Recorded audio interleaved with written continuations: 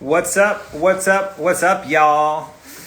Welcome to Legendary Talks. This is episode 112. Rocking my new Rock the Bells jacket. Thank you, Rock the Bells. Thank you, LL Cool J. Thank you, Claudine Joseph. This launches on December 9th.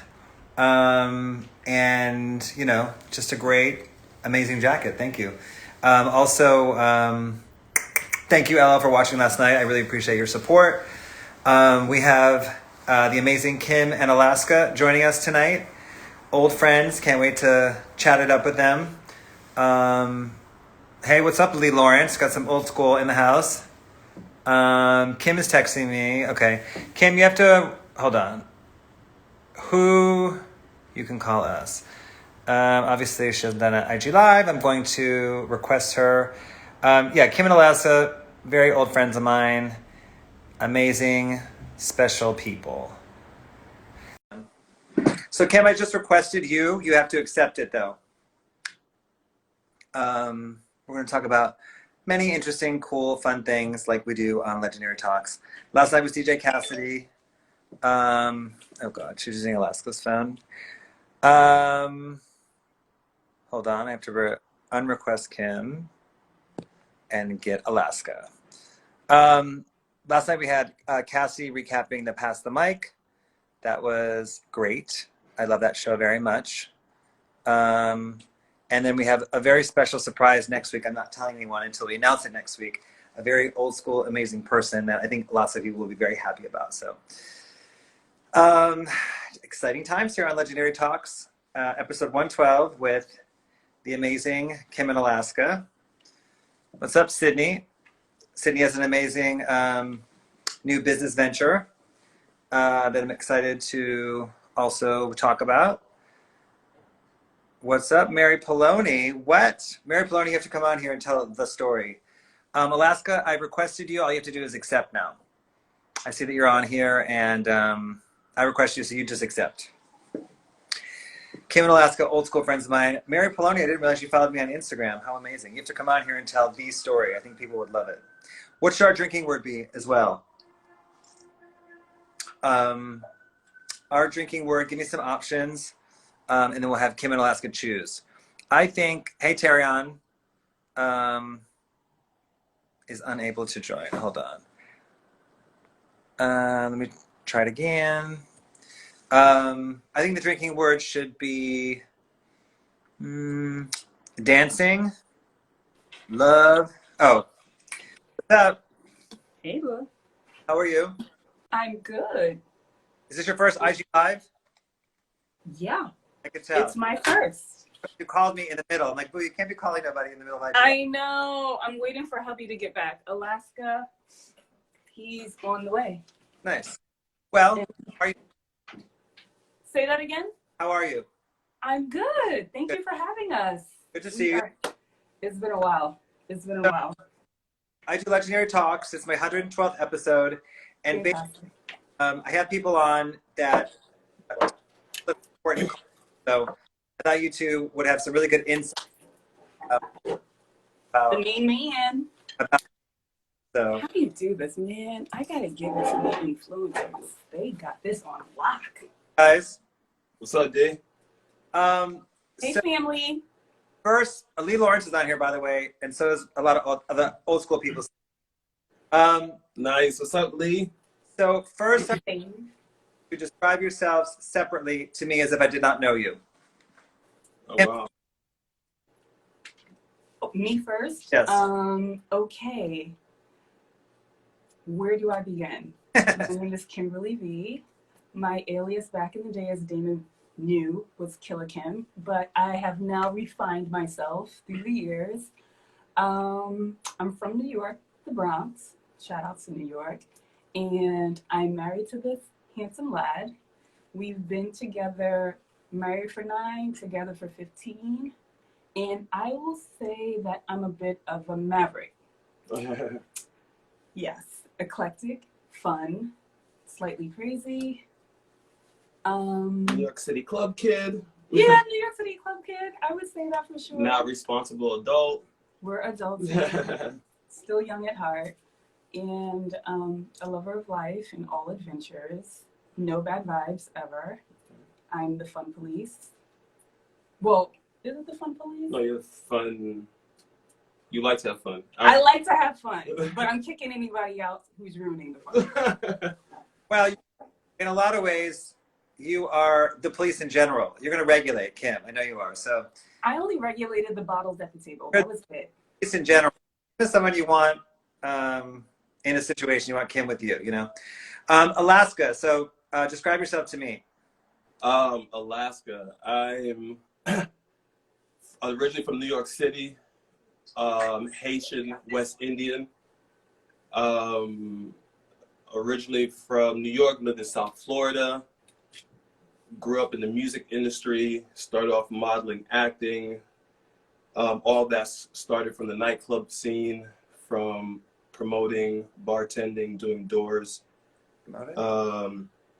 dancing on tables, dancing on bars. Retired from the nightlife for a little bit, transitioned to music, then got into like holistic, medicinal meditation world, and now hospitality and finance. How did I forget? I styled for years. I did wardrobe styling. Some of my faves that I've worked with, Sydney. Is Sydney on here? Sydney was a pivotal person in that career, and also Cannon. Remember Cannon? Go ahead. Right? Say that again? From the Bronx. From the Bronx. So, how did the Bronx influence your adult life? What did you take? What influence of the Bronx did you take with you as an adult? Trust your gut the first time you believe it. For sure. I was just having this conversation with my sister earlier. Not to say that we were kind of like privileged in a way that we grew up. Like New York was like a melting pot. You know what I mean? So a lot of cultures, a lot of different backgrounds was just in our face all the time. So it was fun. It was really like we were street kids really young. Like we were on the trains at 9 years old, going from borough to borough. We were influenced by everything. I mean, food, music, fencing, tap dancing, ballet, and then just fighting in the park. You know, the young ratchet stuff that you do with your friends. This is coming from like a cultured black woman from New York City. Then as a Haitian, like West Indian kid, like all that was foreign to me. It was like, you know, the fencing, that other world that was still there, that was foreign to me. You know what I would say, honestly? The confidence, like it was like forged in the streets of New York. Like when you kind of walk in a room, and natural New Yorkers, they know what I mean. Like you just walk with a certain air, like you know who you are. No one can disturb that, and you don't shrink in a room really. And that's great, and you definitely have always possessed that. But Kim, you're also very adventurous and always have been. So is that you, or is that your upbringing? Is that a Kimberly thing or your family thing?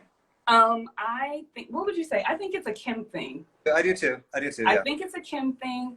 Right. I definitely. And it's your mom thing too. Her mom is if anyone met too. D, if anyone has met D, you know what I mean. I know. And then Alaska. So you were raised in Florida, right? Well, Brooklyn, then South Florida. Originally from Brooklyn, then we moved to South Florida when I was about 13, 14. So what did you, again, focus on Florida. What about Florida influenced you as an adult? What did you keep with you? I guess moving to Florida at a young age, I was always running away from it. So initially, every summer, every Christmas, I would run to New York. But South Florida, just like New York, had a strong Haitian community. So I learned a lot about community and tapping into where you're from or tapping into your culture. That was one thing. Be able to experience the South was different because people don't think South Florida is the South, but I mean, I experienced like Overtown, Hialeah. So I got a chance to experience like the hood in the South, which is totally different than the hood in New York. Yeah, for sure. That makes sense. Kim, what's the first song that blew your mind as a young kid? First song that blew my mind. Sheesh. So good. That's a good one. What was the first song that blew my mind? What just pops in your head right now, like young person song? I mean, what pops in my head is Jay-Z. Like, it's Jay. Like, but that's not the youngest memory of like music. What that, song like, pops. blew your mind as like, you know, a 7-year-old or something? 7-year-old? It was gospel music, honestly. Jesus Be Offense. You know, I was born and raised in the church, so like gospel music was very formative from a young age, even until adulthood. Like this, like every Sunday, I still do gospel brunch at our house. So it's like it's one of those things for sure. 19 going on 50, just so you guys know. Jesus Be Offense. What song blew your mind as a young person? Say that again. Alaska, same question. Some music that blew my mind. It was a couple of things. I remember Michael Jackson one. Everything Michael Jackson True. as a kid blew my mind. I used to have a zipper jacket. I remember going to church on Sundays, telling my mom, I was like, nah, take me to Michael's like rehearsal, or take me to Michael's rant, whatever the fuck it was. I was like, yo, take me there. I don't want to go anywhere else, but I wanted everything Michael related. And then after that, the next one was, I don't know, The Chronic from Snoop and Dre. And that was like pivotal for me, just hearing that different sound coming from the East Coast, and we're hearing that shit from the West Coast. That was a very like pivotal and transitional moment for me. Word. And then Kim, as like a 10-year-old or a young child, what did you want to be? What did I want to be? As a 10-year-old, I'm trying to think. All right, as a 10-year-old, it's surprising, but I was very shy. So I was very shy. I was a little goofy. What's interesting is that my parents didn't put that on me at that age. You know what I mean? You know, when you're young, you're kind of like everyone, your teacher, your parents, your family members. What do you want to be when you grow up? And I think that I appreciate my parents not putting those constructs on what I should be thinking about, and I kind of just grew into what I wanted to do. Was it fashion? I couldn't say that. Was it architecture and interior design? I couldn't say that. But an adventurer at heart, that's what I wanted to be when I grew up. You know, I believe that about you. Alaska, something that you want to be like, you know, I don't know, a fireman or something as a young person? First thing I wanted to be growing up, I wanted to be Diddy. Okay. I was like, yeah, that element, that energy. I was like, y'all want that? I didn't know what it was exactly. You know, I lied to myself throughout life, like growing up, like I want to be an engineer. I thought that's what my parents wanted me to be in that environment. But also my parents never forced me to stick to anything, which is a pro and a con. But yeah, I never knew exactly like what I wanted to do, but I saw myself like, I envisioned every phase of my life. I remember envisioning myself that way as a kid, though, as in traveling, adventurous, you know, being great at what we do, the lifestyle that we live. I've always seen myself walking on the beach barefooted with the sarong on. Never living And then Kim, who did you look up to growing up? It could be Diana Ross, could be your mother. Who's the one person that made an impact on you, and it doesn't have to be someone you know? Who's the main person you think that left an imprint on you growing up? Yeah. Well, definitely two. You mentioned one, my mom and my grandmother, my dad's mother, Grace Cherubin, who just passed away. And they were instrumental in so many different ways. I think my grandmother, what was fascinating about these women, and when I saw these women, and then when, you know, you have the Oprahs and the Danya Lunas and then the Bianca Jaggers, and I'm just like, I literally live with these type of women. So it's like, I can relate. So when I see these women and people are obsessed, like I had the one-on-one like experience with women that were fearless like this, and I loved every bit of it. My grandmother as well was another one that was well-traveled from the 40s on, and fabulous. Fab, red nails, furs, cigarettes never touched her lips. I mean, it was just lots of people say that their grandmother or grandfather was a fabulous person that really influenced them. A lot of people say the same thing. It's really interesting. So I think it may be even that generation. Maybe that's something about that 100%. And mind you, she grew up during the Roaring 20s in Harlem, literally, like 1926 in Harlem, where all of it was happening, you know? So she has a different point of view on what fabulous and like top tier is. And then Alaska, is there anyone, Diddy, but is there anyone that kind of impacted you kind of young? I mean, hip hop culture mainly was just being able to see outside of what my everyday experience was always fascinating to me. It wasn't just like the lights, the this is that. It was able to see how free all these black people, these black dudes were on the screen. I was kind of like, what? It's like, what? Yeah. You can do what? You can be where? And it was so over the top, loud, unapologetic, very New York City, in your face. Absolutely. Right. I mean, had the best clothes, and they had the best songs, they had the hottest, they had everything. You're right. The best, exactly, most original. And this is me coming from like, in a West Indian and Christian background, super humble, where at the same time we took a lot of pride in ourselves and how we presented ourselves, but it was humble how you lived your lifestyle and how you experienced it, and be able to see. And these guys, I'm looking at now. Back then I thought they were my age. I thought they were my peers. I was like, dang, but you know what I'm saying? Like I saw my peers on the screen doing what they were doing was very pivotal for me. Great. Yeah, that's no one's ever said that, and that's a great answer. Like, you know, basically people on TV, you know, that people living their best lives and doing their thing. You mean? Right. And then when you moved back to New York in what year?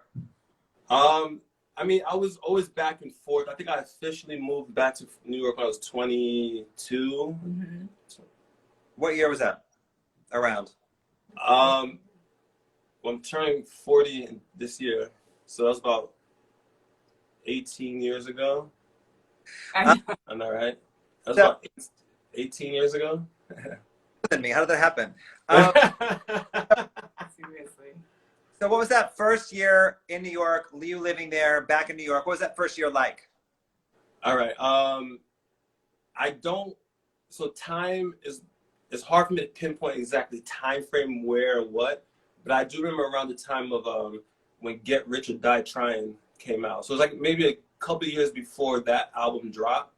I remember 50 Cent was just like taking over every single radio station. It was Get Rich or Die Trying was like 2000. That wasn't 2001. Okay, yeah. So around that time, the mixtape warming up to that, and then when the album was coming out into the album was about 2000, 2001.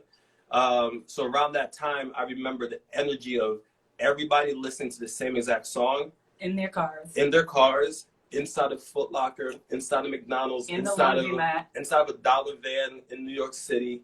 It was literally, if you're talking about collective consciousness and social media, yes, all that was happening at the same time. Everybody in New York was connected, listening to the same stream of consciousness. Someone said 04. Yeah. Oh, I'm sorry, hon. No, someone just told us a date. They said April 04. Right. Okay. Of course, it's Reggie. It's my hip hop encyclopedia. Reggie was on there. He was there with me. Alaska, I feel the same way, because when I first moved to New York, it's when Biggie came out, and you couldn't, everywhere you looked, it was a Biggie poster. People were physically carrying the Biggie album. It was playing in every single car. It was coming out. Every single apartment was playing it. You couldn't. Every store was playing it. You couldn't go anywhere without. You felt energy. It was engulfing. It was literally like, you know, for I would say 2 summers, people were just carrying the vinyl just because, like everywhere. Right. Yes. It was really an amazing engulfing experience in a great way. It sucks you in. You mean so? Exactly. I know exactly what you mean. Okay, so what's the first club you went to in New York, both of you? First club? Speed. Yeah, sheesh. Speed was the first club. At that time, they were letting kids in like at 17, 18. I think maybe Tunnel. It's a good one. Yeah, Tunnel maybe the first club I went to. I wasn't old enough for Tunnel. Like by the time I got old enough, they like closed down. And then what's your first memory of me? Hey, What are you doing? My first memory What's your name? of Damon. Damon dancing and talking and dancing at the same time. He tapped the security guard. He was like, and then the security guard flashed like the whole crowd, and then he just like pointed to like me and my friend Melissa. He was like, you and you, like up here. And we like waltzed to the VIP. He was like, who is this guy? And then you were like surrounded, of course, by everyone, like Frank, Sid, Who's this Judith. eccentric guy? Yeah, and at that time you had blue streaks. Remember, you had the blonde hair, but I think you had like blue streaks at the time. Oh no, blue mascara. It was like it was a whole thing. You used to braid his hair. I used to braid his hair. I remember that. I used to have a side cornrow. Alaska, first memory of me. First memory of you is you bopping like this and talking in the midst of every bop. You're like, hey, how you doing? Hey. I love moving. I've always loved moving.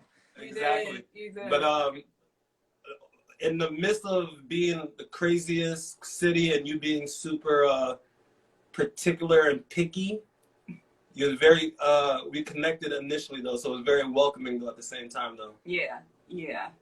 My first memory of both of you, I remember just being kind of like smiling. You were physically smiling like at all times. You had a big smile for like the whole night. And you, Alaska.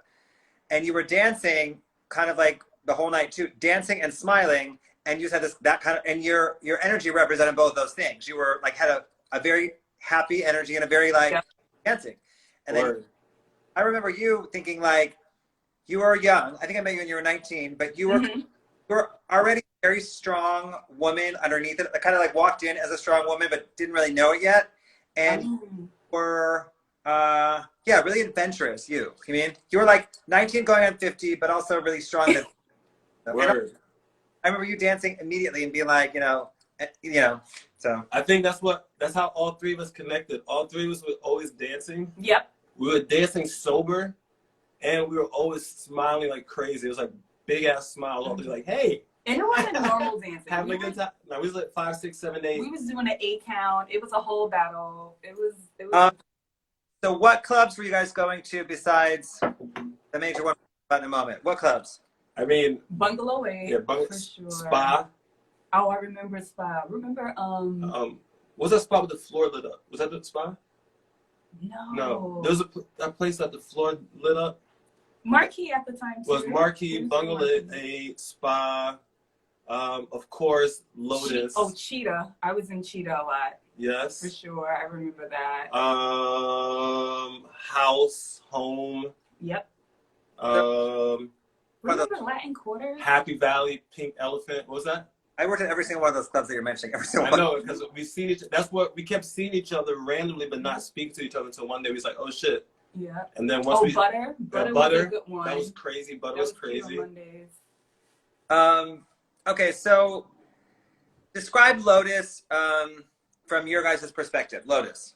There's no such. I can't. It's done. It was probably our version of Studio 54. It was 100% our version of Studio 54. Just working in different spaces that, as Ian either created or worked with or whatever, I understood it in hindsight looking back. Like when I hear the story of Studio 54, I'm like, oh, that's dope, such an era. Then looking back, I'm like, oh shit, we had our own thing. It was walking into a club, you'll see Bob Saget over there. You see NBA player over there. You see Puffy over there. You see the most beautiful Joshua. Yeah, Joshua, who's in full drag and amazing, killing it. And that was the element that we grew up in. So to be free, to be fearless, to see personality pop out at you, that was just part of our everyday evening. It was like someone just pop in your face. I remember walking down the street one night and Damon! Damon! You know what? Damon trying to walk away and just like was a big fan. Damon! You know what I love though? Everyone, before socialite was like a thing, people knew like it's people that went to the club and they were like bona fide like socialites. Like before socialite, we had a social life. Bars. We did. Like I remember obsessing over Sydney, Judith like coming in with big furs, and I'm like, who is this? And I was just like captivated. It was always a rouge look, even rouge, red too. I'm like, all these personalities, they come out at night. And you know what's so funny, Dana, now that I think about it? Being like cultivated in like the Lotus group, it was so funny because I was young, like you said, and I was interning. And I would never forget, I was interning for a PR company and I had to do the guest list like an intern. And it was obviously a party that you were going to and all of our friends, but I was like really friends with all of you Canon and all the air quote cool people. And I remember my boss was like, listen, you're not allowed to go. Interns are not allowed to go. And I was just like, Damon, I can't go. They're going to fire me. He was like, bitch, what are you talking about? We are the party. Like, what do you mean? So we all walked in. Come on, let's go. Come on, let's do it. Let's go. Just do it. So we all went to leave. It was like all of us was like, hey, friends, what's going on? We're eating. Literally, my boss opens up the rope and I walk past her in the fur. And I was just like, I promise you, I can't make this up. Next day, they were like, how do you know these people? So it was funny, like when you're in the know, you're in the know. But like that's New York. To tack onto that same thing, I was interning at Def Jam, and it was, I think, Nas's birthday party. You guys were hosting it. It was all hanging out, going to the actual party. One of my superiors couldn't get into the club at that point. And so for me, I didn't go to college. Like New York City streets, the clubs, that was my college, right? Mm-hmm. So I made all my relations that way. As we were walking into the club, I saw she's a VP. I was like, hey, what's up? And she looked a little fumbled. And me being like a young kid just having fun, like, oh, hey, you want to get in? All right, come on. Yeah. So just like pull her into the posse that we always travel in. We travel like a big ass cloud of people walking into a club. Damon was like, meet me here at 9:30 p.m. Don't be late. And if you're late, you're on your own. And it was like 60 people walking in at the same time. So I just snatched her in. She walks in. Yeah. But Monday I go back to the office and she's like, oh, to her, I did like the biggest favor for her because she was an older woman. She didn't really care about going out. But that little moment of me connecting with my peers, taking her into the club, kind of helped pave a way for me throughout the music industry as well. It skipped steps for us for sure. I never knew either of those stories, and those are both great stories. I had no idea either of those happened. Just me doing me, and be like, yeah. So Lotus to me, if I think about Lotus, it was really important to me and Frank to make it kind of what you guys said, a mixture where, a Joshua, this very, fabulous drag queen. I always say it was like, a drug dealer and a Joshua standing next to each other one night. 100%. This is perfection to me. This is exactly it was all love. It was all energy. It was nothing weird. Word. It was truly meant to be for people to come together and kind of open other people's eyes and minds in a way. And we were doing it kind of on the low. We were sneaking it in. We're like, it's amazing music. It's fabulous people. It's hot girls. All these different things. So if you like it, you like it. So you mean 100%. No spectators. Everybody was a participator. Yeah, and it was a very special, amazing period and thing. And if you were there, you were there. If you weren't, you weren't, kind of thing. Right. Yeah. Sure. I remember this, including you both did the same thing, or Alaska in particular. You would schedule your schedules around the Sunday, so you would fly in and out of town. Yo, bro, we would fly I was traveling for work, like modeling gigs here and there. But whatever I did, my priority was to make it back to New York City Sunday. Yep. I would leave my bags either in the car or I would take it into the club, put in the coat check. Yeah. I didn't care. I would visit family, like, yeah, it's all good. I got to be back to work Sunday in New York. Yeah. Lotus. Our network. Fred the animal on the drums, like, ready. And you know what that's called, Alaska? That's called being smart. Exactly. Priorities. So one more thing too, two more things about Lotus. Another brilliant thing about Lotus is that, we were in it, so it's hard for us to remember. There were no phones then. So we didn't have cell phones. We had cell phones, but we didn't have the cameras and stuff. There was such a purity, and Lotus got really crazy. Lotus really got crazy for terms. It got nuts. We've done the craziest things ever in Lotus. Thank you. Thank you for no cell phones. Seriously. Documentation, you mean? Right. And then when Lotus ended, Lotus was 7 years long. Our party was 7 years long. When it ended, I was happy, but nobody else was. I remember that. What was it like for you when it ended? People felt lost. People told me they stopped going out. We really did. We stopped. I remember the photo shoot, the last photo shoot. So if you guys don't know, Damon used to do these flyers. This was like the Vogue Like, if you were chosen to be on Damon's flyers, you made it to Vogue September issue. Like, that's how serious it was. It's like being on someone's Instagram page, like the main page now. But trending. Not but the trending. story, the main page. Yeah, the Explore page. So he did this shoot. He was like, guys, I have to announce we're closing. We were like, Oh, And this it is where was- we met. this is where we met, guys. This is where Alaska met. And we were like, who's doing the cover of the last photo shoot flyer? And I was selected. What was it? Which one It was? was, we were all dressed fabulous in the front of Lotus, like holding the flyer, the ticket to get in, like a Willy Wonka ticket. I wonder if Peter Hinkes shot that one. I can't remember. He Sure. did.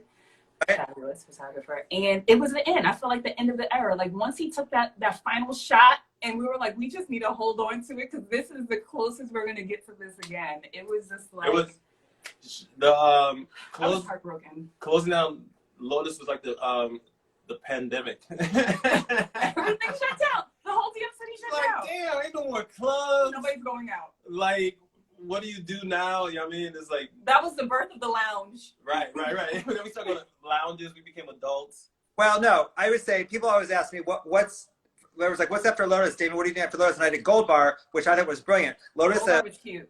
club to Gold Bar, which held 120 people, but was equally as fabulous and equally as hip hop and equally as amazing. Agreed. So like, was there something about those two things are similar in my own head because it was the same thing, just different, you know, which is great and a more modern version of that. And I loved that was the next big thing I did was Gold Bar after Lotus, but. Gold Bar was really cute. That was a dope transition for sure. for New York City nightlife, for your watching you how you've grown throughout the years as well. That was a good like pivotal point for you as well. Scaling down, small, intimate.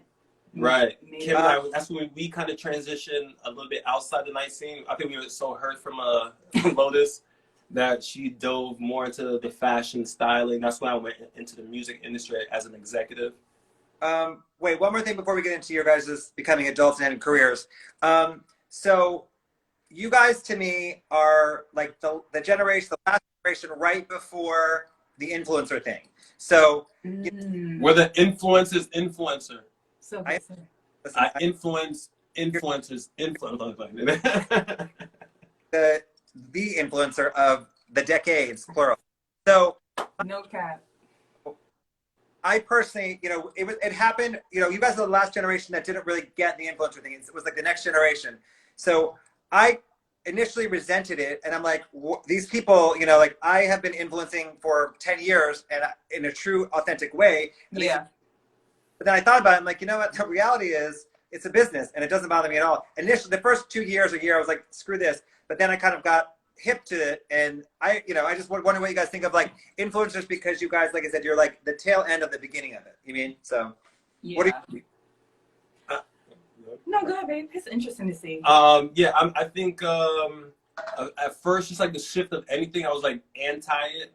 Yeah. Anti Instagram and anti MP3s. I wanted CDs and, you know, anti. If you were there, you were there. Right. But throughout the years also, you just let go of it. But you also see, I still work with so many creators in different spaces where I influence them just by when we hang out for, 2-3 days, right? But they're influencers, and it's cool because I just know my position is like, I just love work with other creatives. I influence differently. Just like back then in the club, you would see someone that would influence you, that you would switch up your style next week. You just add a little extra piece to, your thing. Rob. You know what I mean? Like my boy Rob, I would see him daily and it's like, fuck, I would have to step up my fashion game. That was the influence that he did to me. So I'm cool doing that to people if it's on social media, if it's in-person contact connectivity, or if you're looking through a photo album and you see me in there, or you see my wife in there, you see us in there. It's like influencing could be done literally. I can do it intentionally and try and get followers, which is cool because that's business and that's a revenue. But also I can just consistently influence people every day. And I know, in the piggyback of what he said, I think even with you, Damon, transitioning into like being like in your face, like real influencer, tangible, touch it, back then you can say Damon and he was like a myth or a legend, but now Legendary can really reach like a mass amount of people, you know what I mean? So the people that really couldn't make it to New York in those moments, you can invite them now into your world and into your experience, which I think like we're doing right now. exactly. Wait, Let me ask you this question. I just thought of it right now. Did I become legendary your friends, or was I already Legendary Damon? you became. We helped you become legendary. So, I remember the night when you told us you were gonna you're like, it's legendary from here We're on like, out. what? I was like, what? guess what? I respect that though. Yep, you know. I for respect sure. that. Well done. I Listen, remember we were That's at how Budokan. that's how you create and control your own reality, right? You Yeah. made yourself legendary because you are. We were at Budokan. You were like, they will know. They will know from this moment on. I respect that. I am legendary. Back then, I was like, this mother. But now, I respect it times 10, bro. We get it. Well done. We get it. We get I it. was- We get it. I said, I won't, it was not directed at you guys, but certain people, I won't even respond to them unless they call me Legendary Damon first. You fucking right. Yeah. Listen, Diana Ross, listen. I love I it. get it. I get it. So, Makes me miss and miss. I mean, the true story is people ask me all the time, and I say, I'm legendary, these things, they say, why does it happen? It's because the younger generation was coming to the room service, my party, and they were not paying the homage that I thought they needed. I remember that cluster. It's like, I know who you're talking The about. ring, kiss it, please. Come on. But they pay the homage now. They still do. I know exactly who it was. So. They do. Word. But listen, that's fun. I just forgot. I was like, was I Legendary Damon already? And so quickly, I just want to say, Happy Valley room service. Remember, we had Marsha Ambrosia sing you Happy Birthday, Kim, as a surprise. My 23rd birthday. You know what I'm saying? Pulling strings. Oh, remember the Brandy earrings I had on, and Brandy was right next to me, and I was foaming at the mouth? And then my birthday roast. Cannon was on here last week. Cannon was on, and we were talking about my birthday roast, which I remember Cannon saying, either I want to be black or I'm not black or something like to the effect. And I remember you, and he said, by the way, with my mom there, that I'm not black, I'm black by injection, with my mother there. But then you standing up when he said I'm not black and cheering, I'm like, yo, chill. Why is he so freaking happy? That's what I remember of my birthday roast. But anyway, so around that time, you guys, I knew you since you were young, basic children, kids, and you kind of were developing these careers. And I remember, for instance, Alaska being a huge fan of Jay-Z and then working with Jay-Z in a short period of time.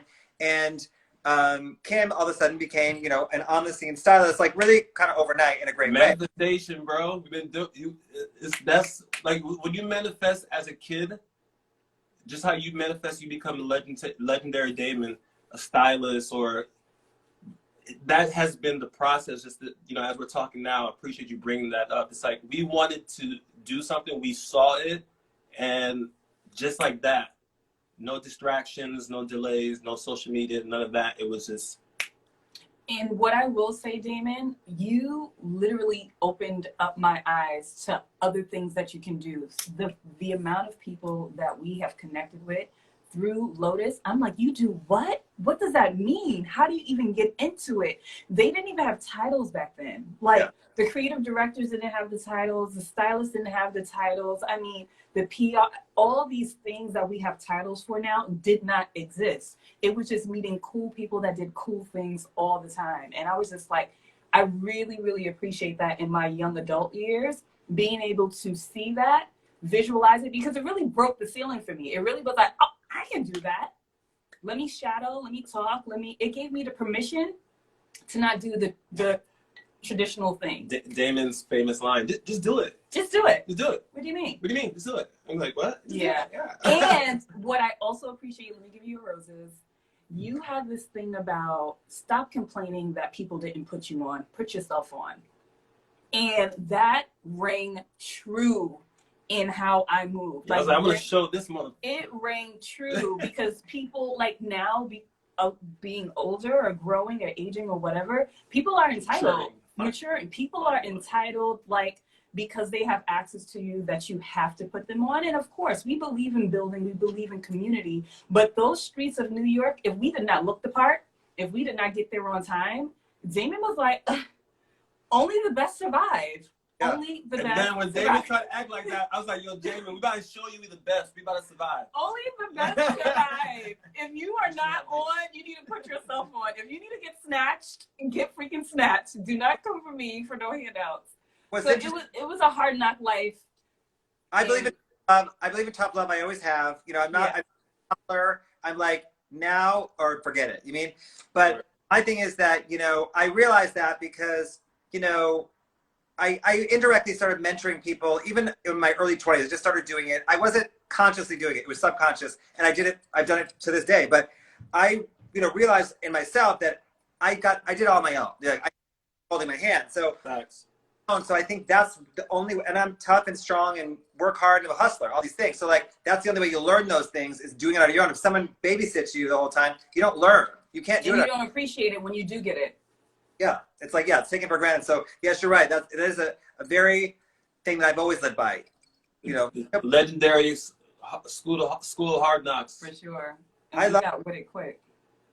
But getting back to you guys, just getting these careers and things. What were some of the highlights for you guys during that time? You were like becoming a successful stylist. You were working in music, and you were working like right with Jay-Z, which was someone you like were a huge fan of 3 years before that. You know, like. Word. What So one quick thing, I was literally, it was probably like 2 weeks ago. I woke up, I had like this moment. I do this meditation every morning. It tells you like, remember a time that your life changed, and think of that person, how you felt, and you know, blah blah blah blah. And I kept playing back that at one point in my life, I was like, yo, I'm going to leave the modeling game. I'm going to start bartending, and then I'm going to start interning at a label. But that literally happened just like that. Like a month after I told Kim that was the plan. I started bartending at Happy Valley. You got me a gig there. That was my first bartending gig. I met this girl. She came in and she got me an internship at Def Jam. I got into Def Jam for marketing, but I was like, I want to get into A&R. At that point, Rockefeller was in the building. So I walked the building every day, and I just try to just connect with whoever. But the best way to do that was the fashion. That was our like business card in, is to stand out. So fashion was the entry point where I connected. It was the icebreaker to start conversation for sure. Correct. So that, and then that led into me interning for Rockefeller. Then I got my first artist signed there. Went on the world tour with Jay-Z for like 2-3 years. Worked underneath them, then Rock Nation for another, 7 years or so. But all of that went into me working at other labels, starting my own management company, then my own creative company, and me developing as a creative, as an executive, and then as a husband. And it's like the journey. You can see how all that ties back to these moments. But I remember that moment specifically was a nightclub in New York City. It's literally like, something you see in a movie. So I text her. I woke up in the morning. I was like, yo, I've never told you this on IG. I DM'd it. I was like, yo, thank you. You changed the path of my life. Like the day I met this woman at a nightclub, it transitioned to me traveling the world with Jay-Z, meeting my wife, or developing the relationship we have. She worked with Jay-Z as well. Not to keep dropping that name, but it was like indirectly because I got an internship. I got an internship simultaneously at Rockaware. I'm like, you can't make this up. Right. So she had dog tags of Rockefeller. Like, we're not name dropping. This is how impactful the whole Rockefeller movement was for that era. She had dog tags before. I'm in the club and I see her spitting every single Rockefeller song, every single Dipset lyric, every single big lyric, like word for word, and she's like, it's true, right? Gold teeth in her mouth, and I'm just like, oh shit, I'm in love. Like, what? I'm like, what? I tell my boys, I was like, yo, I met this girl, bro. She know every Rockefeller lyric ever. That's the woman for me. Exactly. And little do you know that comes with, and I'm like, no. That's another song. Kim, what are some of your highlights? You were styling a lot. You did Mary J. Blige. You did a lot of different people. What are some of your highlights? Definitely Mary was one of my highlights. Will Smith was a fun time too. Oh, even Hip Hop Runway. Remember that back in the day? Hip Hop Runway, that was it BET? Runway Hip Hop? Or was it Hip Hop? BET, Hip Hop Runway. I mean, there's been a lot of highlights. That Carrie, that was a moment. You know what? I really have to write down how many people I've touched and how many things I've done and the tours that I've been on. But I do remember just like that first internship, like, wait, I'm in the building. Dane's office is like right across. Yeah. Jay is like on the other side. Word. And I'm like, all my faves. Like, I remember calling in Hot 97 on New Year's when, you know, Desert Storm took over, everyone Word. took over, and all the freestyles was happening. Oh, call me. You can call me a little. Listen, if you're from New York, you knew about Hot 97, Funk Flex freestyle. Especially that one takeover when there was when Rob Jay took over. just raping all the Mob Deep beats, It every was Queensbridge beat ever. insane. She I'm like, knew this. no, She knew. I was like, what? I was like, nah. you don't get it. If you weren't there, you weren't there. But through that, then transitioning into styling, shout out to Cannon, who I also met at Lotus. Cannon was pivotal in taking me under his wing and learning the ropes with styling. And it was not glamorous. When I tell you, you think you're cute, you think you can dress good, that was 10%. That wasn't even on the Richter scale. When I tell you, you needed to be organized, on time, have your receipts, know the current fashions, know what you're asking for, returning on time, cleaning. I mean, all the grit that people really don't know about wardrobe styling and nurturing relationships. And that's another thing that I think is a lost art. Relationships matter back then. Now you can kind of like slide in a DM, tag someone or leave a comment, and people really think they have relationships with people. Right. Not back then. Right. You needed real, like when people dropped your name, they knew it was a real connect. You know what I mean? You could not drop Damon's name and think you were getting into any space if he really didn't know you. So when people vouch for you, they knew it was real. So through that, same thing with styling. Hey, if I came from the team of Cannon, they knew she was trained, professional, on time, and top tier stuff. And mind you, she met Cannon in a nightclub also. Like we're building like real relationships in a nightclub, which is like the most furthest thing from my reality you think, or anyone's reality. Like we met real people. Like I met my wife, she met Cannon, I met all these people, right? All these people, Sydney. Shout out to Mad Magazines that Sid put me on to style for. We all met in nightclubs. All of us met in nightclubs. But so I think the point of all of that is that, you know, what I realized, I think my early on in my life is that dreams can come true. We can make our dreams come true. For sure. Of, like you said, Kim, the ceiling broke or whatever. It's about and really just doing. Like, you know, I feel like in a lot of my in my 20s stuff, I just did. I didn't think. I just did. I was just doing. Like I was no rule book. Yeah, I was just doing things. And the reality is I always thought my dreams could come true my whole life. So, and you guys are examples. You guys were huge Jay-Z fans, I remember. And then working with Jay-Z a couple of years later was so amazing and great. You mean, so. I'm like, you have no idea. I know your mom's birthday. Like, what do you mean? Right. It's like you go from that, thanks to like hanging. I remember I was like 23, 24. I'm hanging out at Khaleesi's and Nas like living room having dinner. For sure. And to me, we were kind of like, it was normal. So we were like, all right, we just went with it. That's how I felt with Mary. But it was like, as I was interning at Def Jam, I remember, Nas walked into the office, was like, yo, what are you doing here? Because we never crossed our worlds. We never said, oh, I'm hustling trying to get in the music industry. Oh, I'm hustling trying to get into fashion. Or we just did what we did when we did it. Yeah. And when it was time to go to work, it's like in the morning, everyone's a different person. So we like transform back to these interns. I don't think we ever transformed. Like as crazy as we were in Lotus, we were like that in the building, and they were like, "Who are these crazy ass kids?" I believe what Kim's saying. I wasn't there, but I believe what Kim is saying. We never transformed. I was just like, "Hey guys, my makeup is smeared, but I'm here on time. What's up?" Like, you know, a little bit of tequila or something, but I'm here. Exactly. So, I was, and in case anyone's watching it doesn't know, I was in your guys' wedding. Yeah. So getting back to what you were saying about nightclubs, DJ Kiss and DJ MOS, who got married the same year as you guys, and I was also in their wedding, they met in a nightclub. You guys met in a nightclub. Yeah. So you guys have been together, married the same exact, like a couple months in between. But so, you know, nightclubs do get a bad rap. We all met in a nightclub. You all met each other. DJ Kiss and MOS are my closest friends as well. They got married from the nightclub. You guys got married from the nightclub. And I want to ask you guys, because you guys have a very successful relationship. You know, you've been married for 10 years? Yeah. Yeah, we made 9 this year. Okay, so 9 years. 9.5. 10. Yeah, all right. The reality is that's a very successful relationship by today's standards. What are some of your guys' secrets to a successful relationship? Please tell me, first of all. You know me. I'm not that good at that. So. Well, right. You know what it is too? Like sometimes I don't want to use words like success, because every relationship is always a work in progress. You know what I mean? Because you're always evolving, you know? So like, to the naked eye, people would be like, oh my God, I love it. Black love, they're still together. But there's always like work.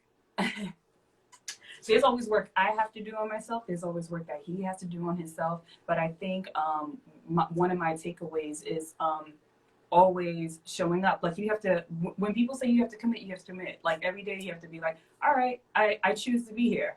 Like every day is just like, even if it's not a good day, it's still a choice that you're making to be with this person.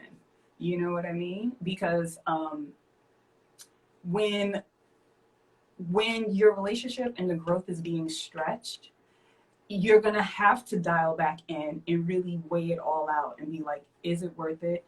Do I want to be here? Even if it's no, deep down inside, is this my person? You know what I mean? I think one of the things that Alaska and I had was the friendship, like my best friend, you know what I mean? And people would say that too. And we were friends. Damon, you've seen it. We were friends before we started dating. So not to say that all relationships have to start from that place, but I do find that when you're not friends with your significant other, I'm like, where do you go from there? Like, that's not your person. Regardless, there's going to be moments where you guys are over each other or you hate each other. So you need that friendship to fall back on. Because everything else, it changes. It's constantly evolving. We change. The person who I was when we first met to who I am now, I'm almost like, yo, how in the hell did you even deal with me 15 years ago? A 15-year-old, years younger Alaska to now, right? Exactly.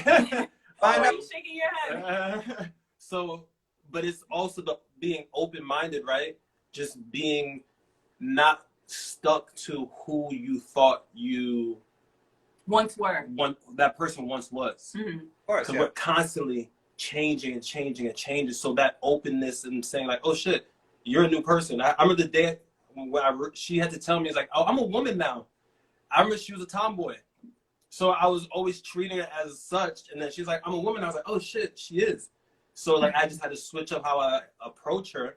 But that's just overall, like there's different things that applied then that doesn't apply now. The relationship changes with every day. She's a new person. I'm a new person. So there's new things that I have to adjust to, new things she has to adjust to. Agreed. And it's like not being stuck to like a certain format or stuck to a certain way you think it's supposed to be. There's no way this is supposed to be. This is happening. So if you're into it happening, all right, let's make it happen. But if you're stuck to a way it's supposed to be, that's when it gets rigid. And when it gets rigid, that's when things could break. And when things could break, that's when, but if you're flexible, and you can kind of go with the flow, adjust and pull back and give and. I think the 2 words to piggyback off of him that comes to mind is space and grace. You know what I mean? Giving each other space and grace. Yeah. You know, to like really.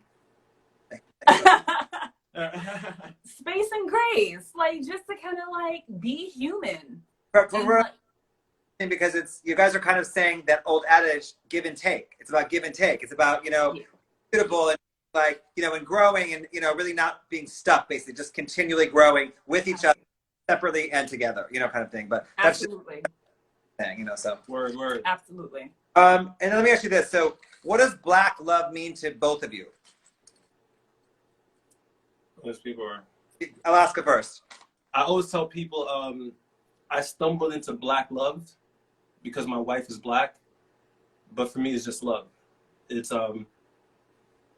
there's no black love is a tier of it because we're black people in love, but the bigger thing for me is this love overall. That love is the love of God. That it was like, it doesn't matter how many times I fuck up, it doesn't matter how many times she fucks up. Like, we're here for each other. We're making a commitment to love. Love, that shit is ugly, it's painful, but most importantly, love helps you develop. So throughout these years of being together, we've been developing just as individuals, because this is the best reflection that I have of myself. I get pissed off. This is the person who could trigger me the most and making me happy, upset. It doesn't matter, right? Yeah. So this is the partner that the universe has given me to spar with daily, so I can just tighten my game up with myself. And Well, it's go ahead. A reflection of you. She's a mirror of you. 100%. 100. Looking at her, you're looking at yourself, really. And that's 100%. Exactly. And all of it, all the good and the bad. You know what I mean? There's the yin, the yang, the pendulum always swings the other way. And I think that's what you really have to understand. Like, listen, there's going to be really high highs and then there's going to be really low lows. But I think when I think of like love, you always want to strike balance. You never want to be too extreme on any end right. of the spectrum. You know what I mean? But So not just love. Life is about a balance. Life. Is, well, like, you know, one of the main things in my whole, I'm about consistency and about balance in life. I said this for many years. I don't want my life to be like this. I always want my life to be like this. Agreed. And people in our industry want their life to be like this. exactly. Right. All Well, the time. And it's that's not when- sustainable. and It's not sustainable. That's when, developing in life, where when I wanted life to be here, everything was out of whack. Is when I wanted to be balanced. That's when I found that it's like, yo, I can be wild and crazy in 1 week in Tulum, and then be zen in my garden with my wife picking fucking peas. And be, it's about you must be. You have to be. You mean? You So have to. Exactly. You have to. Exactly. I think at least. You know what? I wanted to piggyback off of Alaska with Black Love. When people hashtag on our comments or whatever, and they're like, Black Love, we loved you on the TV show. He is, I feel him when he's like, it's by default. Like, it's by default that my husband is Black. But I'm now dialing into what it represents to other people, you know what I mean? As a symbol that Black love can exist, and it doesn't have to be toxic, and it doesn't have to be like an extreme of what was portrayed in movies or films or magazine or whatever the case may be. So when people are championing that, I get it. I'm like, before I'm like, just me, I'm from the Bronx, like it's not that serious, like I didn't even think about it. But now with the weight of like representation, I think that's what people is resonating with them. So I get it. You know what I mean? Agreed. But that's the point, Kim, because, the truth is, and I'm just going to be honest, I didn't really know what Black Love was when I told you this. When when you guys were getting married, MOS and Kiss were getting married as well, and everyone kept saying Black Love, Black Love. I'm like, I wasn't really getting it. And the fact is, and I kind of agree with Alaska in the fact that you guys just love each other. Love. But you bring up a very good point in the fact that it is about not kind of it's not your guys' thing, it's what it represents to other people. For sure. Yeah. I think one example of that is working in the industry, being close to certain artists. I was like, yeah, whatever, you become kind of jaded to it, until I went to a concert and I saw what Jay-Z and Beyonce meant to the community. Yep. To me, it was JB business work, but the representation they did to the community is the standard they hold themselves at. So I do agree, just as a Black man, a Haitian man, Black woman from the Bronx, we hold ourselves to a certain esteem from New York City, nightlife, fashion, blah, blah, blah, the list goes on.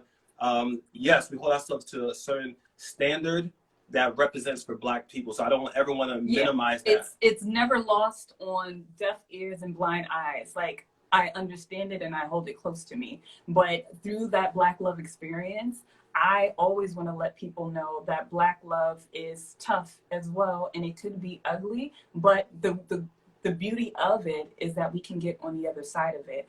So I always want people to take from Black love is like, yeah, it's love, but it requires work and commitment. So don't just get the glitter of it, but just know there's work on this side. And anything worth having, you really got to work on. Like styling, it's work, so. No shortcuts. The reality is, you guys are a really, really successful couple. I've been there from, I think, the first day you met. You've been together for, I think. Facts. You've been there the first day. Met you the first day you met till now. Let's say you've been together 16 years, married 9. and you are in the top, 5 or 10% of couples I've known in the last 15, 20 I years. love you. Thank So, you. yeah. I love you. And you guys are a really successful couple, and you represent Black love to even me. Like, you guys are making it work. It's amazing, and I know it's work, and I know you guys well. I know it's hard work, like it is for everybody. And you are really successful at it, and you should be just, really, really happy that you guys, have what you have. So, you mean? Thank Thanks, you. Love you, Damon. D. Love you We so love much. you deep. So, Say it back. are you an optimist or a pessimist, Alaska? I'm a lover. No, answer the question. I guess as an optimist. Optimist. I love Optimist. this. Yes. Kim. Optimist. Okay, good. I was like, you might be 60-40, Alaska. 60-40. Nah, I'm 100%, baby. I don't think so. 3 best nights of your life, nightclub-wise, party-wise. Fendi costume Halloween party we went to. Whatever that Shin's was. birthday party. Alaska first, what? Go ahead. It was that Fendi party that we got. You remember that thing? With Karl Lagerfeld and Valentine. Exactly. Yes. Yo, back then I was like, Yes. who? I don't know. I'm just here. I don't know what the fuck was going on. I didn't even care. I was just like, I'm just here. But yes. It was the Halloween party. We had to dress up. Yeah. Yeah. Your party, was it? It's Shin's Labor Day party at Lotus. In that, I want to say maybe That's where we met there, right? Or is that where we met? we probably met the next one, but I know Labor Day. It was. I mean, the cops came. They shut it down. The fire marshals was there. It was like no one could get into this Labor Day party. Another party for me was Bungalow 8 Fashion Week. I forgot what it was, but it was a Tommy Hilfiger party. I was like a kid again. One of my first parties, I was like drunk as hell at the table with Tommy Hilfiger and his family. I'm taking photos with them. Then Tyson Beckford and Mike Tyson. I was just like taking family photos. Everybody walks out. They walk into a cab, and I had to stumble my drunk ass to the train station to get to Brooklyn. Story basically at Gold Bar, right when I started going to Gold Bar, it was Jay-Z and Beyonce came, Khaleesi Nas, CeeLo, Jennifer Anderson when we she were was there that night. I remember. Dell and somebody else. So they let us stay late, the celebrities. So we left at like 4:30, 4:45 in the morning. We all walk out. There's 5 SUVs, and I'm like getting the yellow cab. Like, On my other one, Prince's after party. Prince performed. Oh my God, this was crazy at MSG, and everybody, we snuck into backstage. I actually was with V that time, and then everyone went to Butter for a late night jam fest. So we stumbled in. We were like, we're with the band. Literally, it was like 35 people in there. Prince called in the mic, called in his band. Janelle Monáe was on the banquette, and we were literally jamming a live Prince performance in the club that whole entire night, like until like 5 in the morning. It was insane. Listen, there are hundreds of amazing nights. That's why New York is so special that way, because you can, like, I was saying this the other night to somebody. You could leave your house at like 9 o'clock on a Tuesday and not really have a plan, and then you end up at like Prince's. I took one time. 100%. What? One time I took Janelle Monáe. No, we agree. Janelle Monáe got honored at CFDA Awards one year, and she said, "Do you want to meet me at Mr. Chow's for dinner?" I said, "Sure." She said, "Let's go out." I said, "Okay." So we went to the Vogue magazine party, which was like the after party for that. Then I took her to some grimy hip hop party, which was, and then we went to a voguing party in the same night. She's like, Yeah! "This is a Monday in New York. How is this even possible?" I'm like, "This is the brilliance of New York." It's a Monday. Right. That was the best thing. New York had like the random Monday, Tuesday, Wednesday, Thursday parties. Mm-hmm. If you went out like on the weekend, Sundays, we were like, for sure. "Oh, Bridge and Tunnel." Song that gets you on the dance floor every time, both of you. Ciara, music makes me lose control. Alaska. Shit, I don't know, but we just heard a song recently, A. Marie. It's just this one thing that got me. We heard that shit today. It was Kim and I and our boy Daryl, again, another Lotus like graduate. Mm-hmm. And we was like, yo, remember Lotus? And we just started dancing. So that's definitely one of the songs. Yes. And if you could have dinner with 4 people, living or dead, who would they be? Holy shit. Diane Vreeland. Good one. 4 people. Diane, I would say. Granddad Fitz. Yep. I can't say granddad without grandma. They're like a package deal. And one more. Oh, that's 2. No, count them as 1. Count them as 1. 2 more. Nelson Mandela, and I can't think of a 4th one. Come back to me on a 4th. Diana Ross. Huh? Diana Ross. Don't you love her? Oh, yeah. I met Dee briefly. Briefly. Alaska. But yeah, I can do Dee. I feel like I'm gonna like be at her house in Greenwich Village like really soon. So, yeah. I have one more though. Come back to me. Yeah. No, baby. I said come back to me. Got it. I would say Basquiat, my mom, and Jesus. You get one more. Oh, 4 people. 4. Since I would do Jesus, I'll also do Buddha. Let me see. I would like to go to that dinner. Yeah, right? That sounds lit. All right. Who's your last one, Kim? My last one? I didn't think of my last one. We're gonna move on. So, what are you both? You can get it. Give it to me when you get it. What are you grateful for right now in life, both of you? What am I thankful for in life? Grateful for. Grateful for? I'm right now definitely grateful for my community and family, for sure. I think it resonates. I think more as the years go by. That's also something that's not being nurtured and cherished and like cultivated. So I think I've just been working on getting a strong SWAT team, as I call it, like my foxhole buddies, and I'm like internally grateful for them. Great, that's amazing. Alaska. It sounds cliche, but I'm grateful to be alive. The past 10 years, I've had a great relationship of experiencing death in different areas and different capacities, and the whole world has been experienced for the past year. And I know like every day that I'm alive is that the Creator still wants me here for whatever reason that is. So every day that I open my eyes, I'm alive. And it's like, oh shit, thank you, God, I'm alive. You know what I mean? So I'm grateful to be alive. That's beautiful. That's really gorgeous. And then what inspires you guys right now in life? Go ahead, baby. I guess my relationship with creativity, of just seeing things constantly being created around me just every day.